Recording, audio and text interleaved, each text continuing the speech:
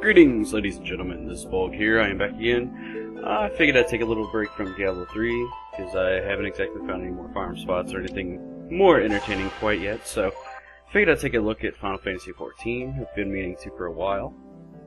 I've heard nothing but bad, but being an avid Final Fantasy fan, I absolutely have to try it for myself. I tried 11 back in the day. It was fantastic. It just took a lot of time and effort and a lot of time. So, we're going to take a look at this today. As you see, I am running they're now called Lalafell, I believe. The equivalent of a Taru from Final Fantasy XI. Doing a mage of sorts. As you can see down bottom, it's like Bahamut or something like that. I'm terrible at pronouncing it. However, that is what I am doing. I'm just going to do one of the Guildleves for you today, or that's what how I'm going to pronounce it, and that's my way. Okay, don't judge. Gonna go ahead and go to Camp Dragoon here for just a pretty simple one. Get a sift through the cards here. I typically try and find one that actually is going to give me a physical reward with the guild, because it seems that it's basically a double reward, especially if you vendor it. I'm terrible at selling things in my bazaar right now because I had just started this game. This is like a first impression take, so try not to drop the hammer on me too hard if I say anything wrong, please. As you see, I did a /clock when I logged in. I had about 6.5 hours for my Guildleve allowances. Every 12 hours you're going to get 4 Guildleves you can do. These are equivalents of... easiest way to think about it is a bounty. You go out to a camp in the world, you do a little mini quest to kill mobs or collect something, and it's very quick, very quick, half-hour time limit on them. And they usually net you a really good experience kick with a very nice guild reward, especially at the beginning. So we're going to go ahead and teleport out here. As you see, I clicked my favorite destinations. Something someone didn't tell me when I started this game was these crystals here in front of me. You actually have to click... Oh, you have to talk to the guy at the counter to register your favorite location. You have to pay a certain amount of gil, but it stays on your list and it allows you to teleport there. You teleport using anima, which you actually get every so many hours. I believe it's 1 anima per 4 hours, something of the sort. And yeah, so you have to be really careful because you can't just teleport everywhere. So they want you to run around and do a little bit of that. Anyway, we're gonna go ahead and culling the Koblins. That's what we're going to be doing here. Now on these Guildleves you can find little chests that are sitting around, as you'll see me kind of spin the camera. But I don't find any this time. As you see down bottom, I actually have a couple skills I'm using and pointing at, like Rampart and Featherfooted. Those are actually Pugilist and Gladiator, I believe, skills. In this game there is no job changing really. It's kind of like a mix of all the jobs. You get to pick abilities from the other classes to combine with your main class.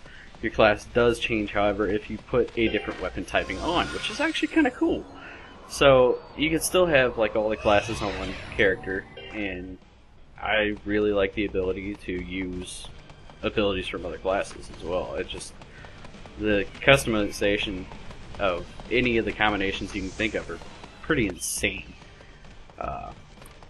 Anyway, I'm going to catch this fleeing guy here. One of the guys flees on occasion, always pulls in extra mobs, just makes your life harder.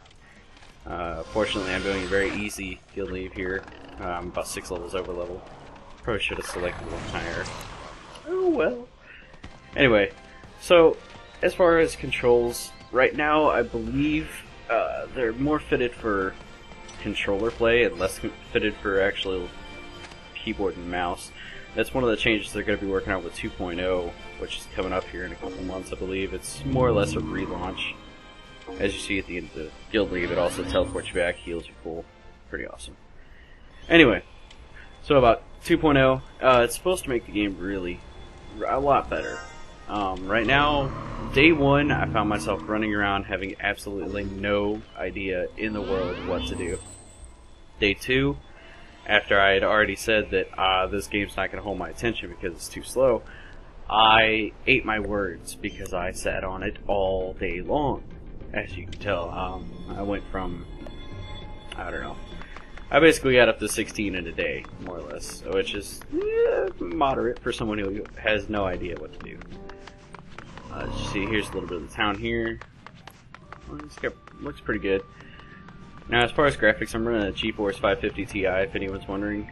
I went and actually had to Google and make sure that this card will run it. Some people say it runs it terribly, and others say it's okay. The only thing I found that affects it is loading times are occasionally long, especially when logging in. It's about 30 seconds. But other than that, it's pretty good. You get a couple chops in town, but yeah. This game is actually very fun. I would say if you play it, well, actually, play it. But when you play it, you should definitely give it more than just one day. This is a multiple day look at, just to get a judge comparison. It's a very fun game. It needs a bigger player base, so come play with me. Bolg Darkwind. I'll be playing for a while. Anyway, just gonna go ahead and knock out some emotes here. Listen. Oh, the laugh. The laugh, here it comes. Yes! Oh, I had to pick the low voice. It's pretty awesome. Got my little mustache going on, do a little Irish jig here. Anyways, if you like the video, thumbs up, subscribe. I'm gonna have more of these in the future. And yeah. Until next time, wait for it. This is Bolg out.